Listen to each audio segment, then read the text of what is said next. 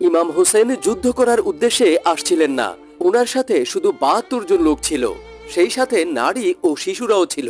ওনাকে কুফা যাওয়ার আগেই কারবালার ময়দানে এজিদের বাহিনীরা ঘেরাও করে ফেলে। ৭ মুহররমের দিন দরিয়ায়ে ফুরাতের পানিও তাদের জন্য বন্ধ করে দেওয়া হয়েছিল। কারবালার ময়দানে তপ্ত রোদের মধ্যেই এই ৭২ জন মানুষই এজিদের বাহিনীর মোকাবেলা করেছিল। ইমাম হোসেনের একজন সঙ্গী শত শত দুশমনকে জাহান্নামের রাস্তা দেখিয়েছিল। তলোয়ার চালাতে চালাতে শহীদ হয়ে গিয়েছিল। হযরত আব্বাস পিপাসার্ত বাচ্চাদেরকে দেখে সহ্য করতে না পেরে দুশমনের মোকাবেলা করতে করতে দরিয়ায়ে ফুরাতে যায়। পানি নিয়ে ফিরে আসার সময় দুশমনরা তাকে পিঠ পিছে তীরাঘাত করে সেখানেই শহীদ করে ফেলে। এক এক করে ইমাম হোসেনের সব সঙ্গীরা ভাই ভাতিজা শহীদ হতে থাকে। এমনকি ইমাম হোসেনের ৬ মাসের ছেলে আলী আসগর ও দুশমনদের তীরে শহীদ হয়েছিল। এরপর ময়দানে নেমে আসলেন আল্লাহর শের ইমাম আলীর ছেলে ইমাম হোসেন।